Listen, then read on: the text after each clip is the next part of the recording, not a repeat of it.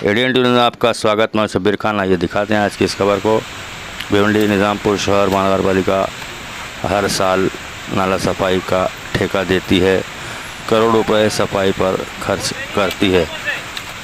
2023 में भी नाला सफाई को लेकर भ्रष्टाचार विरोधी समिति के महासचिव परशुराम पाल ने काफ़ी जद्दोजहद की थी। इस साल 2024 में भी नाला सफाई 74% ही हुई, जिसको लेकर आज फिर परशुराम पाल ने नाले में उतरकर सफाई की। हम आपको बता दें, नाला पार से सफाई शुरू कर वंजापट्टी नाका और फिर खंडूपाड़ा में नाले में उतरकर परशुराम पाल ने सफाई की और पत्रकारों से बातचीत करते हुए क्या कहा, आइए दिखाते हैं इस खबर को।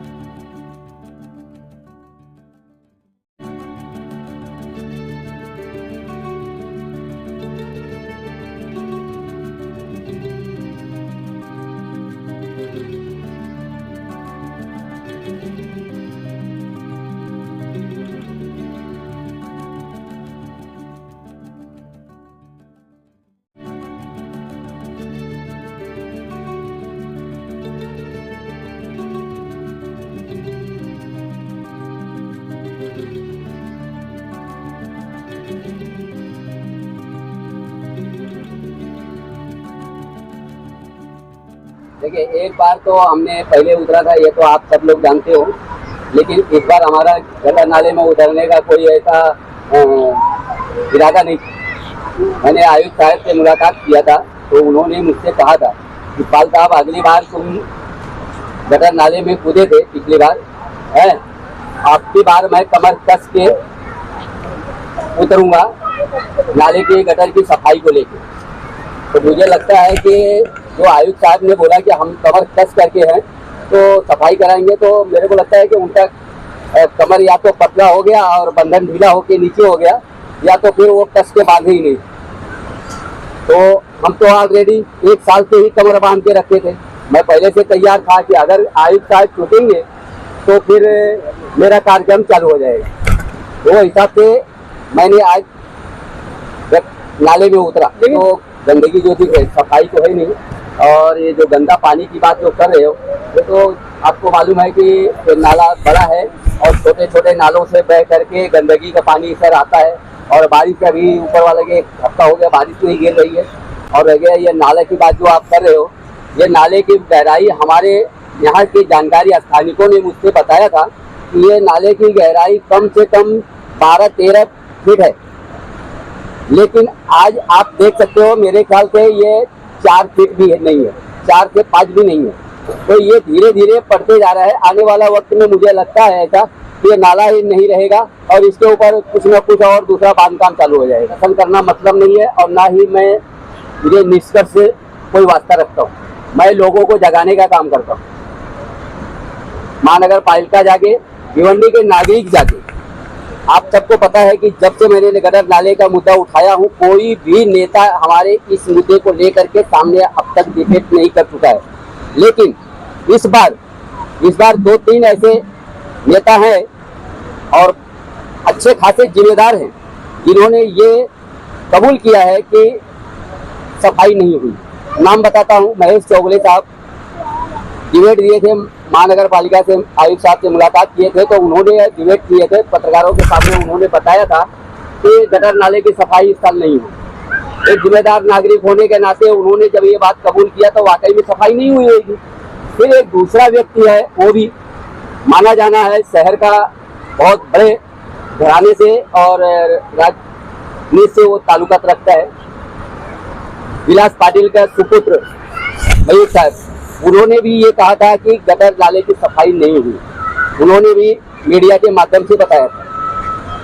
तो ऐसे ऐसे लोग जब कहते हैं कि गटर नाले की सफाई नहीं हुई तो वाकई में नहीं हुई होगी।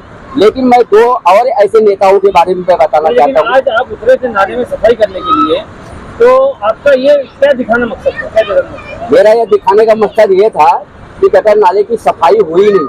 पिछली बार महानगर पालिका 94% बताई थी उसके रिकॉर्ड में। सर क्या कॉन्ट्रैक्ट का अमाउंट था? इस बार जो है कि उनका अमाउंट 2,22,00,000 रुपए था, लेकिन परसेंटेज जो महानगर पालिका ने दिया है वो है 78%।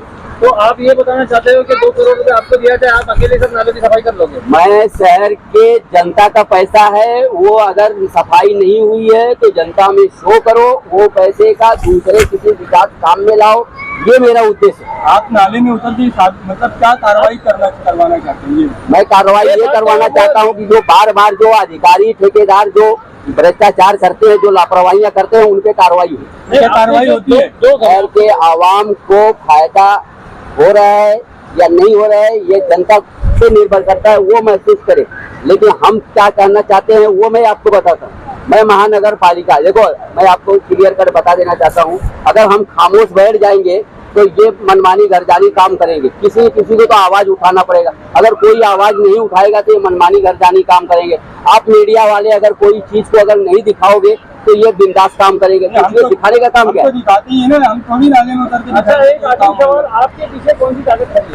मेरे पास है जनता की ताकत, मेरे पास जनता की ताकत है। जनता का प्यार, जनता आ नहीं रही है, आप तो बोले कोई सपोर्ट नहीं कर रहा है। देखो कोई जरूरी नहीं है कि जनता साथ में खड़ी रहे, तो भी जनता नेता वो नेताओं का काम है साथ में 100 पीस करने का।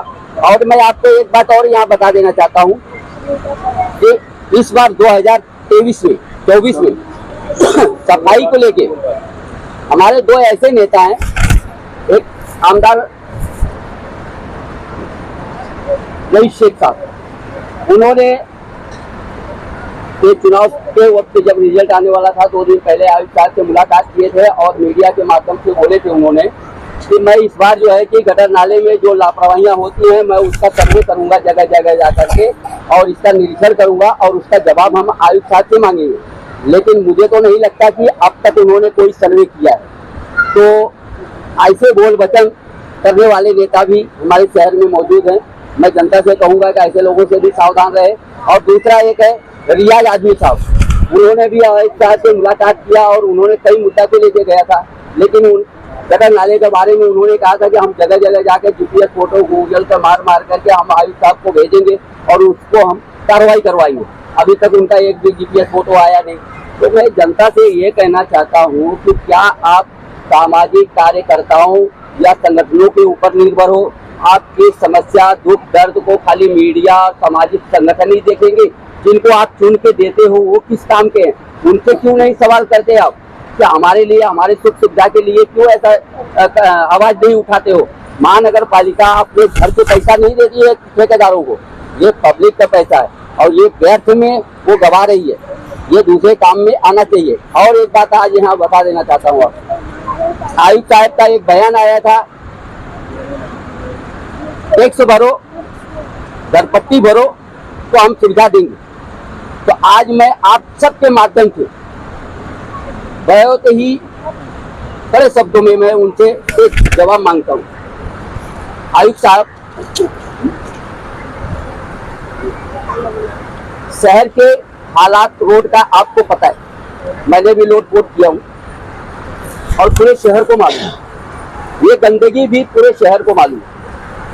जो यहाँ के बस्ती वाले हैं जो टैक्स भरते हैं वो भी मुसीबत में, और जो नहीं भरते हैं वो भी मुसीबत में। ये कहाँ का न्याय है?